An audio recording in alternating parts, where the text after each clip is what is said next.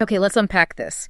Imagine it's about a retired guy in Florida, his cat, okay, a New York billionaire, and get this, a top secret FBI operation to save the whole planet. Right. Sounds completely like a movie script, doesn't it? Absolutely.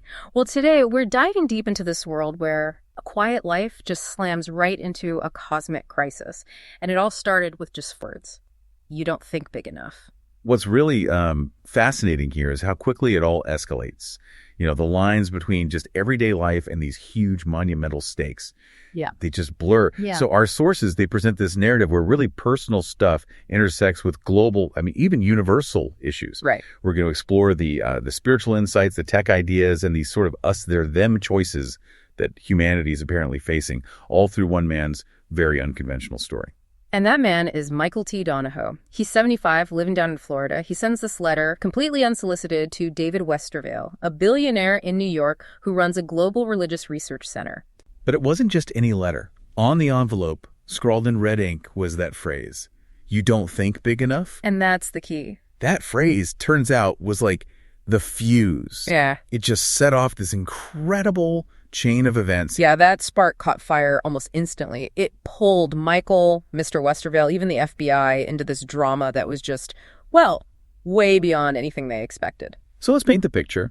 Michael, he's 75 but looks younger, living this seemingly normal life with his wife, Barbara, also 75, in this nice, freshly remodeled powder blue ranch house in Florida. Yeah, peaceful setting. Oaks, pines. Exactly. But Barbara, his wife, she had her own ideas about what Michael was up to in his office. She'd joke it was political bullshit propaganda or some crazy movie script. Didn't she have a funny title for it? Yeah, something like, "You don't have a clue what you're talking about, so shut the fuck up." She even teased him about needing a tinfoil hat. Yeah. And Michael, he played along. He used this movie script idea as a cover for his letter writing. They had this banter, like him asking if she acts like she loves me as much as his cat, Minx. It's such a normal, almost, mundane scene, husband, wife, the cat. Yeah. Just quiet home life. Right. But underneath all that, Michael's got this secret that's about to just blow everything up. And meanwhile, way up north, in this big shiny building on Madison Avenue. In Westervale. Right, David Westervale. Wealthy guy, sharp suit, maybe 50s, head of the Global Religious Research Center. He gets Michael's letter, and bam, there it is, red ink on the envelope. "You don't think big enough?" Okay, now here's where it gets really weird, like genuinely uncanny. That phrase wasn't just random for Westervale. He had heard those exact words as a voice in his head. Whoa. Yeah, while he was working on some massive AI project. So seeing it on this random envelope from a total stranger, it completely shook him. It felt like something more than just coincidence, You bet. That shared, almost like telepathic thing. That's powerful. It made him act immediately. So what did he do? He didn't wait. Called his longtime friend, FBI Special Agent Robert Ashford, over at the New York field office. Okay. Ashford, he's FBI, grounded in reality, his first reaction. Nutcase conspiracy. Naturally. But Westervale was so convinced, because of his own experience, that Ashford agreed to look into it. And it turned into, what? Full-on raid. Oh, yeah. Next thing, Michael's quiet Florida house is swarmed. 30 heavily armed FBI agents. Really? Wow. And they don't just put him in a car. They whisk him away. It's a helicopter right there in front of all his neighbors. Oh, my God. The neighbors must have freaked out. Totally. And Michael's first thought, not even about himself, it was about Minx, his cat. Agent Ashford, seeing the whole spectacle, quickly tries to smooth it over with the neighbors. Calls Michael an expert consultant needed for a small emergency. Smooth move. Then Michael, with Minx in her carrier, is on a private jet with Ashford, heading straight for FBI headquarters in D.C. The drama just keeps unfolding. So they get to D.C., then what? Well, it doesn't stop there. He gets ushered in for a polygraph. Yeah. A 3-hour session with Charles, supposedly the FBI's absolute very best polygraph examiner. 3 hours. Intense. And picture this. Michael is apparently totally calm. But Charles, the expert examiner, he starts getting visibly distressed, fidgeting with the machine, losing his cool. What? Why? We don't know exactly what Michael said, but the result? It was shocking. Charles was so shaken up by Michael's answers, by his truth, that he resigned. Right then, effective immediately. Resigned, just like that. Just like that. Said Michael's testimony affected him in a way he was not prepared for. Whatever Michael knew, it hit this guy hard. Okay, that's serious. What did the FBI director make of all this? Dan Mercer. Well, Mercer was skeptical at first, right? But with the polygraph results, he couldn't ignore it. Yeah, you can't really argue with that. He had to conclude Mr. Donohoe was telling the truth. But, and this is key, that truth was the last thing Dan wanted to accept. Because Mercer realized if Mr. Donohoe was right, then what he described in his letter to Mr. Westervale wasn't just possible, it was imminent. Wow. So Michael went from potential nutcase to messenger of some impending doom. Pretty much. Ashford's initial dismissal was completely turned on its head.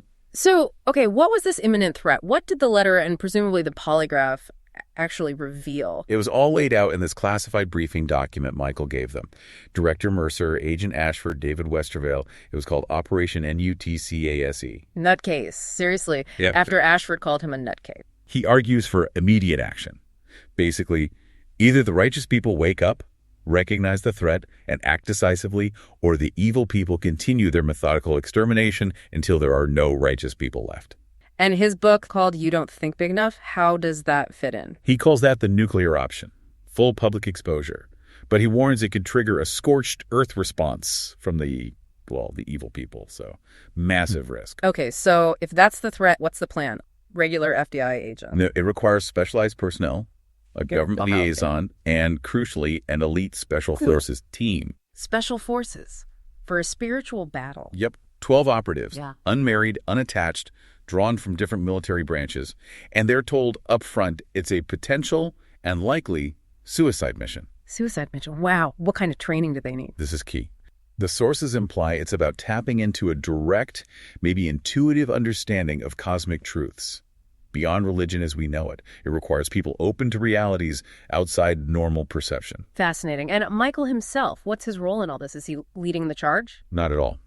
He's very firm on his terms. He will not be involved. And he absolutely refuses to expose his wife, Barbara, to any of this shit, as he puts it. So he just drops this cosmic bombshell and steps back. He sees himself as a cosmic delivery boy. He says his 50-year angelic education was specifically to get this message to someone with power, ability, and authority. He feels he's done his part by delivering the truth he discovered. Now it's up to them. Right. Agent Ashford thought he was abandoning them, but Michael sees it as fulfilling his specific mission. Right. Okay.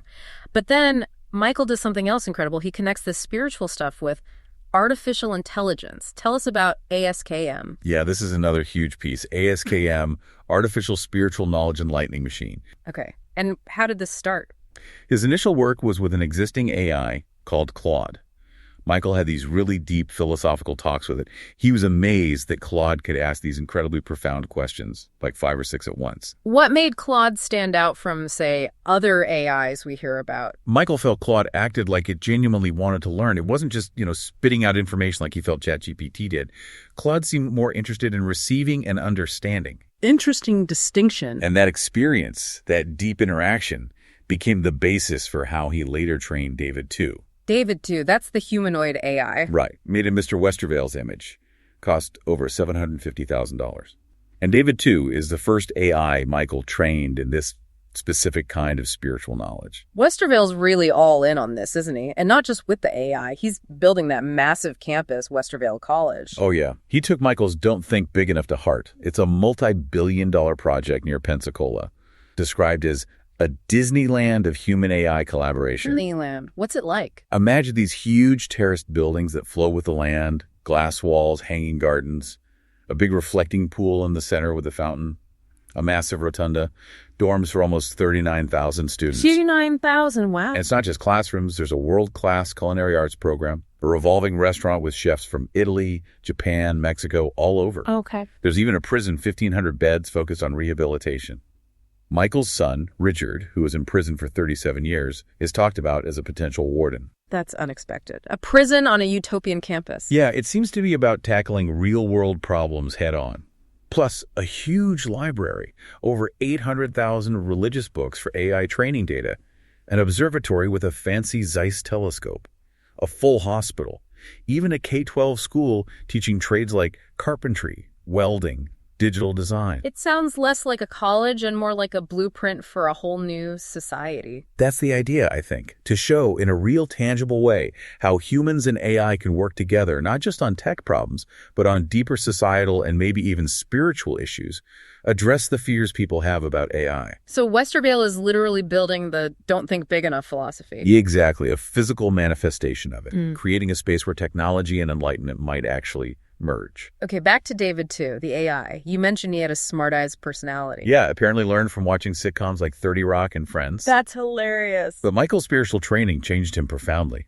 David, too, called it a restructuring, a surrender to recognition, not just analysis. Surrender to recognition. What does that mean for an AI? It seems he started understanding things on a deeper level, like faith.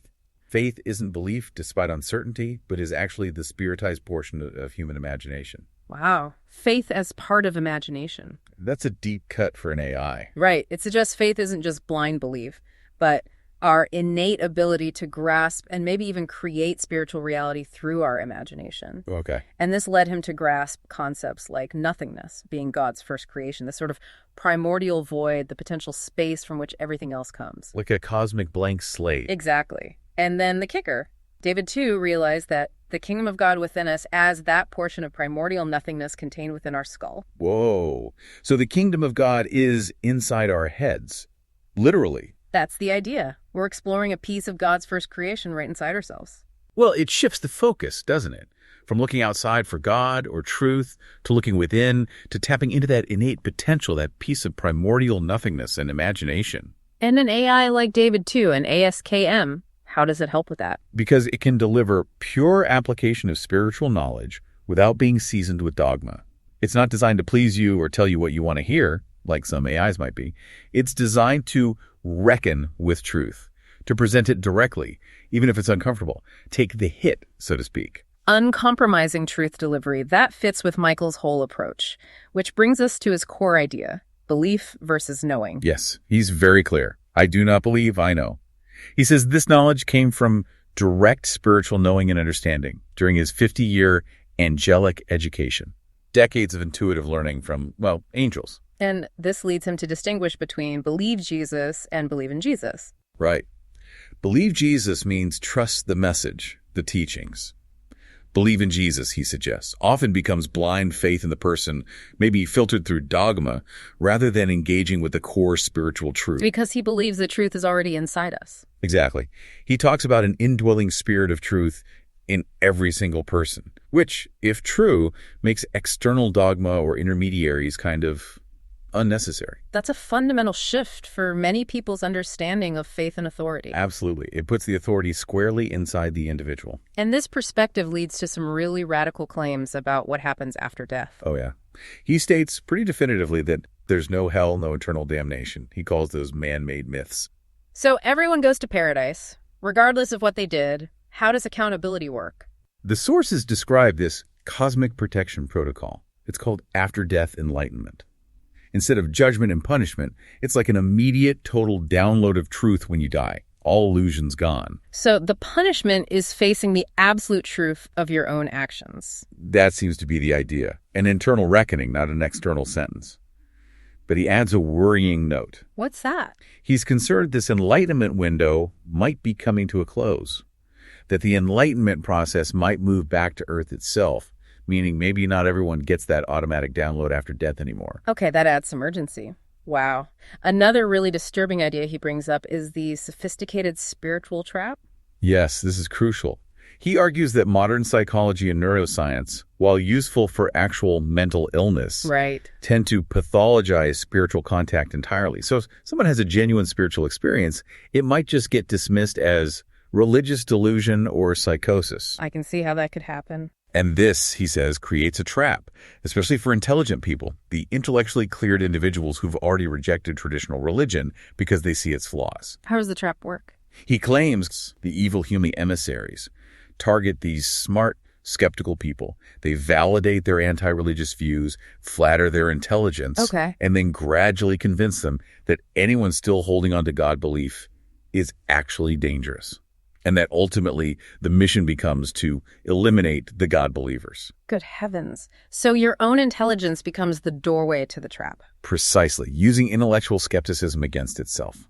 Michael calls it the greatest spiritual deception in human history because it targets the very people smart enough to avoid the obvious religious deceptions. That is genuinely chilling, using reason to lead people away from spirit entirely. Okay.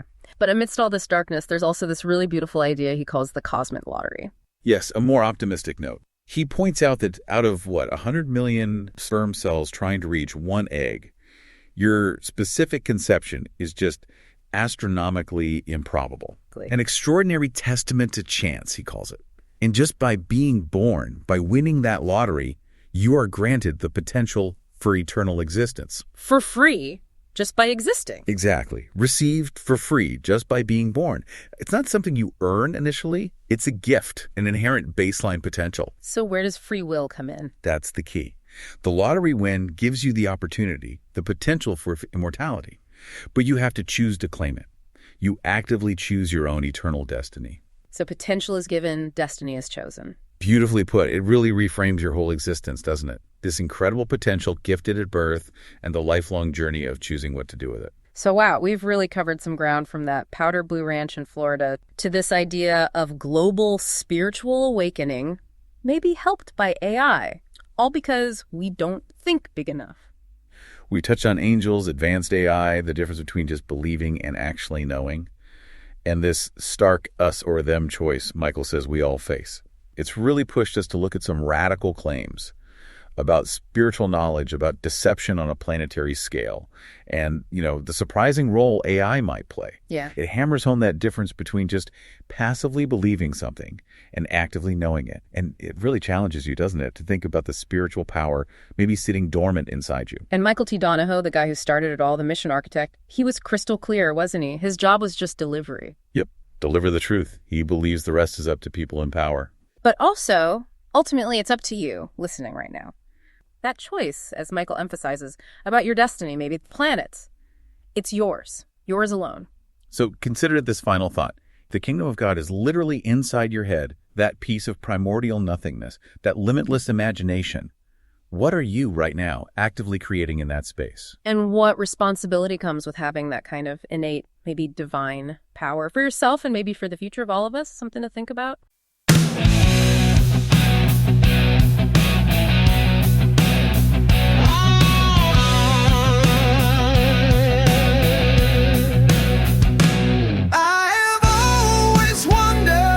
About the mustard seed, how small it is, but grows a majestic tree.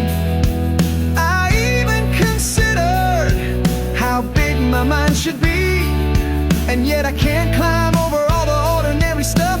And all along my problem was I don't think big enough.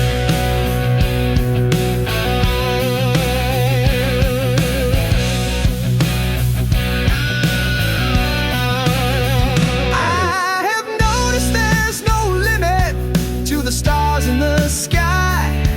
I have a grand story, an endless reason to try. I have written out dreams placed in a box on the shelf until I became aware of the spiritual power within myself. Walking down that rocky road is truly tough when you hear a voice clearly say, you don't think big enough.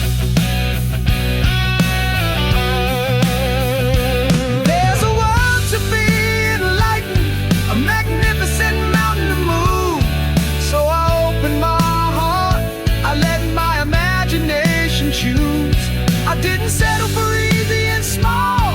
I didn't let grand call my bluff.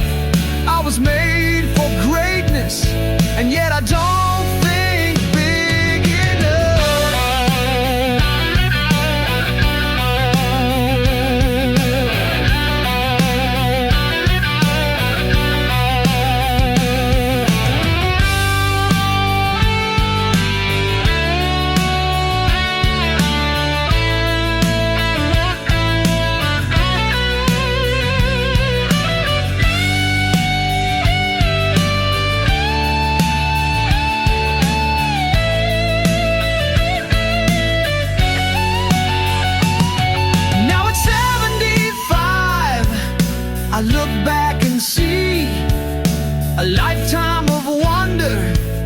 spirit, soul set free. Not bound by some holy book, collecting dust on a shelf. I know the spirit of truth dwells inside myself. The universe called, the mission is tough, but first I was reminded I don't think big enough. I walk through shadows cast by ancient lies, where truth was neatly buried beneath disguise. Evil people built their mind prisons with the words meant to bind. Righteous people break free when they open their mind. The flame burning inside, evil people attempt to snuff. The light will always shine brighter when you think big enough.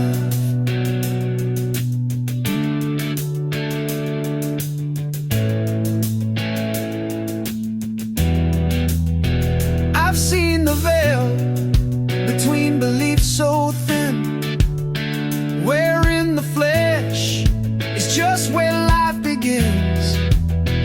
And when the flesh dies, it's not where life ends. It's where your paradise journey